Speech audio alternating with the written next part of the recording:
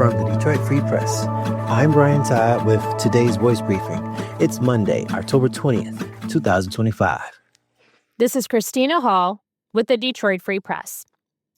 The owner and operator of a Clinton Township business that stored hazardous materials before a 2024 fire and explosions that rocked residents for miles and rained debris on a teenager a quarter-mile away, killing him, will stand trial.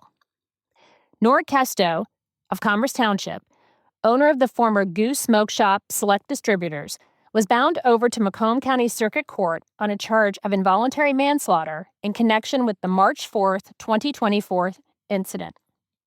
The explosions and fire occurred in a warehouse carrying thousands of cans of nitrous oxide and butane the township officials previously said were improperly stored. A township firefighter was hurt, and a 19-year-old was killed.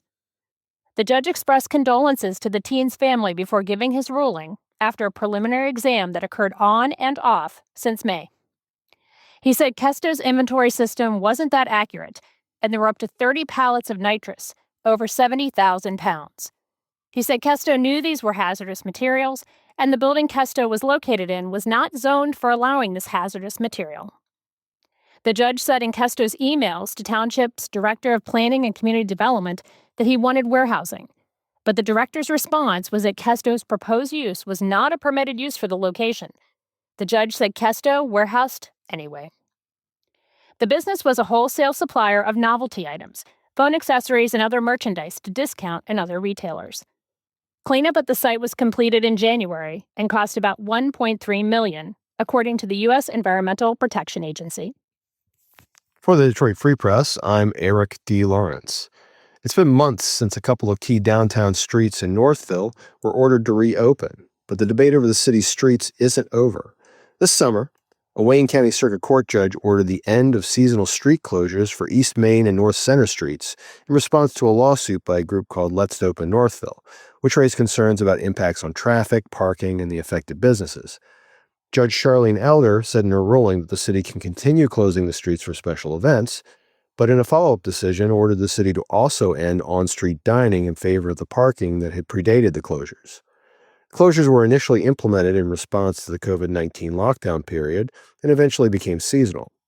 The city is intent on appealing the judge's decision and now has the backing of an active residents group called Community Over Cars. The group's members feel the city lost something special when the streets were ordered to reopen. They're also worried about safety, saying many young kids have grown up with the two streets closed in the warmer months. Members showed up in force at a recent city council meeting to express their concerns, with some urging the city to place the issue on the ballot. City officials, however, say they've been told they can't take the issue to voters in the form of an advisory question. Some residents, though, are more concerned about the divisions this issue is causing in what traditionally has been a tight-knit community. I'm Teresa Baldus with the Detroit Free Press. In an exclusive story you'll see only in the Free Press, 3 jurors spoke out to us about the much-talked-about verdict that blindsided an iconic sports figure in Detroit. We're talking about former Red Wing Zamboni driver Al Sabatka, who was fired 3 years ago for peeing in an ice drain due to what he said was a prostate problem.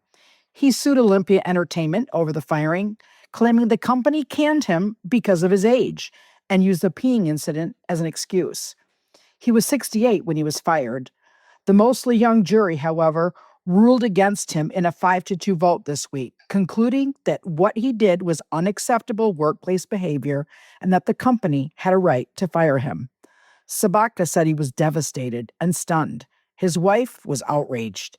After the verdict was read, the Free Press sat down with 3 jurors inside the deliberation room where they explained how they came to this decision.